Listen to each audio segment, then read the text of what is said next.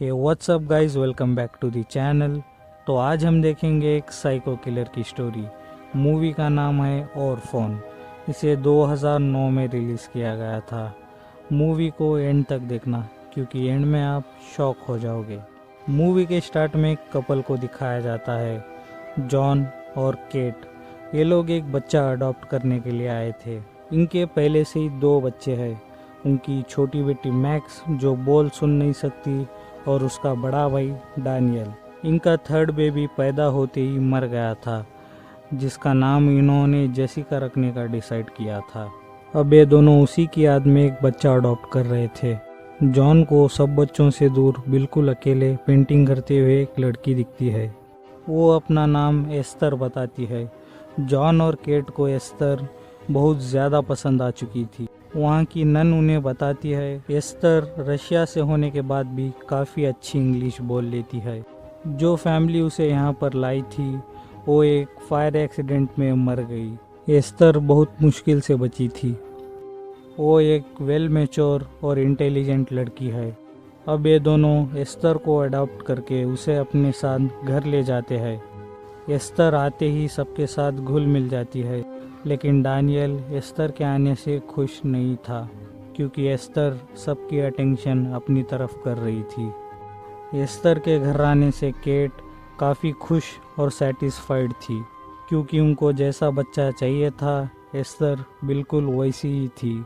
अब रात को जॉन और केट इंटीमेट हो रहे थे, तभी वहाँ पर एस्तर मैक्स को लेकर आती है क्योंकि उनको बिजली कड़कने से डर लग रहा था और जाकर अपने पापा के पास सो जाती है। अगले दिन सुबह डैनियल अपने टॉय गन के साथ स्नाइपिंग सीख रहा था। इसी टाइम वहाँ पर एक कबूतर आकर बैठ जाता है। डैनियल गलती से कबूतर को शूट कर देता है, लेकिन कबूतर अभी मरा नहीं था। तभी वहाँ पर एस्तर आ जाती है और एक पत्थर उठाकर कहती है, इस कबूतर को अभी मार दो वरना ये ठंड में ऐसे ही तड़पता रहेगा। डैनियल ऐसा करने से मना करता है तो एस्तर खुद पत्थर से उस कबूतर को मार देती है। अब अगले दिन स्कूल में एक लड़की एस्तर को परेशान करते हुए उसके गले का बैंड टच करती है तो एस्तर पागलों की तरह चिल्लाने लगती है। अब घर आने के बाद केट एस्तर को एक वाइट रोज प्लांट दिखाते हुए कहती है कि इसे हमने जेसिका के याद में लगाया था। अब केट एस्तर को उनके थर्ड बेबी के बारे में बताती है। ये सुनकर एस्तर इमोशनल होकर रोने लगती है। कुछ दिनों बाद ऑर्फनेज वाली नन केट से एस्तर का मेडिकल रिपोर्ट मांगने लगती है। एस्तर का सब चेकअप तो कंप्लीट था, लेकिन वो डेंटल चेकअप के लिए काफ़ी ज़्यादा डर रही थी। रात को फिर से जॉन और केट इंटीमेट हो रहे थे, तभी उन्हें वैसा करते हुए एस्तर देख लेती है। अगले दिन केट इस बारे में बात करने के लिए एस्तर के पास जाती है, लेकिन एस्तर को पहले से ही सब कुछ पता था। ये सुनकर केट शॉक हो जाती है और आकर जॉन को बताती है। इस पर जॉन बोलता है कि ये सब उसने अपने पुराने पेरेंट्स से सीखा होगा। अब जॉन बच्चों को पार्क लेकर जाता है। वहाँ पर वो स्कूल वाली लड़की भी आई थी। एस्तर खेलते समय उस लड़की को ऊपर से ढकेल देती है। अब अगले दिन नन उनके घर पर आती है और बताती है कि शायद उनसे गलती हो गई क्योंकि ऑर्फनेज में जहाँ भी कुछ गलत हुआ है वहाँ एस्तर आसपास मौजूद थी और जिस घर से ये बचकर निकली थी वहाँ पर आग किसी ने जानबूझकर लगाई थी। केट ये सुनकर परेशान हो जाती है। एस्तर सारी बातें सुन लेती है। अब एस्तर मैक्स से लॉकर की चाबी लेकर वहाँ से गन उठा लेती है। नन जैसे ही घर से निकलती है, एस्तर अपने साथ मैक्स को लेके शॉर्टकट रास्ते से नन के आगे आ जाती है। कार को रोकने के लिए एस्तर मैक्स को कार के सामने फेंक देती है। नन किसी तरह कार को रोक लेती है। अब नन मैक्स को देखने के लिए जाती है तो पीछे से एस्तर एक हैमर से नन के सर पर तब तक मारती है जब तक कि वो मर ना जाए। नन के मरने के बाद एस्तर मैक्स को डरा धमका के उसके साथ बॉडी को रोड से हटा देती है। इसके बाद एस्तर ट्री हाउस पर जाकर ड्रेस बदल लेती है। ब्लड लगे ड्रेस को ट्री हाउस में छुपा देती है। अब एस्तर अपने फेस से ब्लड को साफ कर लेती है। ट्री हाउस से उतरते समय डैनियल एस्तर और मैक्स को देख लेता है। अब रात को डैनियल मैक्स से इस बारे में पूछता है तो मैक्स ड्राइंग के जरिए सब कुछ बता देती है। डैनियल उन कपड़ों को वहाँ से निकाल के अपने पेरेंट्स को दिखाने का डिसाइड करता है। ये सब बाहर से एस्तर सुन लेती है। अगले दिन सुबह केट बच्चों को स्कूल छोड़ने जाती है। डैनियल जब कार से उतरता है तो उसके बैग से बुक्स गिर जाती है। केट बुक्स को देने के लिए जाती है तो पीछे से एस्तर कार न्यूट्रल कर देती है। मैक्स अभी कार में बैठी थी। अब कार तेज़ी से नीचे की तरफ जाने लगती है। एक आदमी कार को रोकने की कोशिश करता है लेकिन वो रोक नहीं पाता। कार सीधे जाके स्नो में ठुक जाती है। लकीली मैक्स को कुछ नहीं होता। केट के घर आने पर उसे एक कॉल आता है जिस पर उसे पता चलता है कि नन अभी तक ऑर्फनेज नहीं लौटी। इसके बाद पुलिस को रोड साइड पर नन की बॉडी मिल जाती है। ये सब देखकर केट एस्तर के पास्ट के बारे में और रिसर्च करती है लेकिन उसे कुछ पता नहीं चलता। तो वो एस्तर के रूम में जाती है जहाँ पर उसे एक बाइबल मिलती है जिसमें बहुत सारे आदमियों के फ़ोटोज़ थे।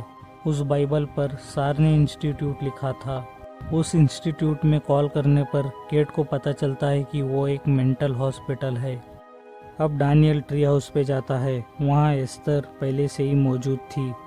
इसके बाद एस्तर कपड़ों को आग लगा देती है जिससे सारे ट्री हाउस में आग फैल जाती है। एस्तर डैनियल को वही लॉक करके नीचे आ जाती है। डैनियल किसी तरह ट्री हाउस के छत पर चढ़ जाता है। आग ज़्यादा फैलने की वजह से डैनियल नीचे गिर के बेहोश हो जाता है। एस्तर पत्थर से डैनियल को मारने वाली ही थी लेकिन मैक्स उसे रोक लेती है। तभी वहाँ पर केट आकर डैनियल को हॉस्पिटल ले जाती है। एस्तर हॉस्पिटल में भी डैनियल को मारने की कोशिश करती है मगर डैनियल फिर भी बच जाता है। ये देखकर केट एस्तर को मारने लगती है क्योंकि वो समझ गई थी कि ये सब एस्तर ने किया है। जॉन एस्तर को बचा लेता है। डॉक्टर्स केट को इंजेक्शन देके बेहोश कर देते हैं। अब जॉन मैक्स और एस्तर को लेके घर आ जाता है। इसके बाद वो टेंशन की वजह से ड्रिंक करने लगता है। कुछ देर बाद एस्तर एक यंग लड़की की तरह ड्रेसअप होके जॉन के पास आती है और उसके साथ इंटीमेट होने की कोशिश करती है मगर जॉन उसे डांट कर ऊपर भेज देता है।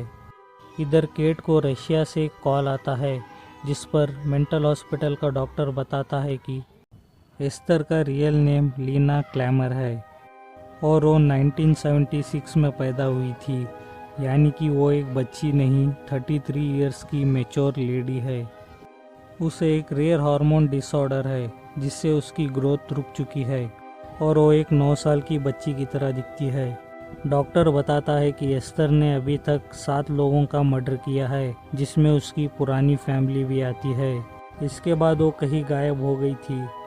ये सुनकर केट पुलिस को कॉल करके फौरन अपने घर की तरफ निकल जाती है।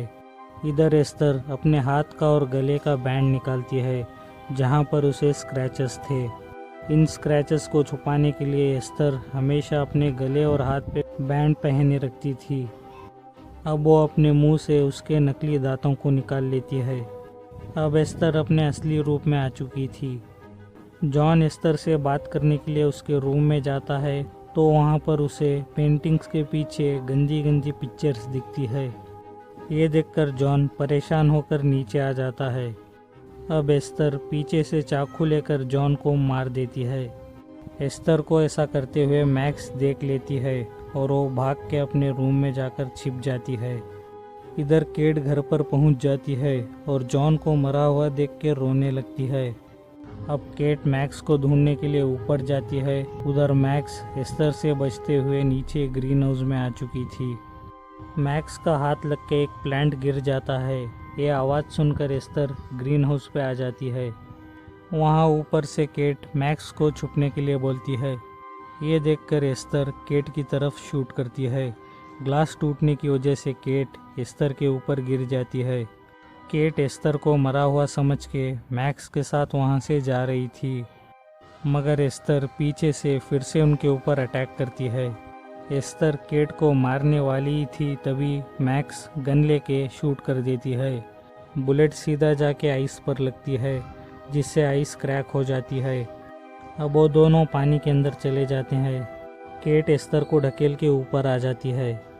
एस्तर पीछे से केट का पैर पकड़ लेती है और मम्मी मुझे बचाओ कहती है, मगर केट उसे लात मारकर पानी में ढकेल देती है। इसके बाद केट मैक्स को लेके वहाँ से आगे आ जाती है। तो इतना सब होने के बाद अब जाकर पुलिस वहाँ पर पहुँचती है।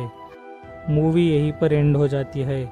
आई होप आपको ये मूवी पसंद आई होगी। अगर पसंद आई हो तो वीडियो को एक लाइक और चैनल को सब्सक्राइब कर दो। Thank you for watching.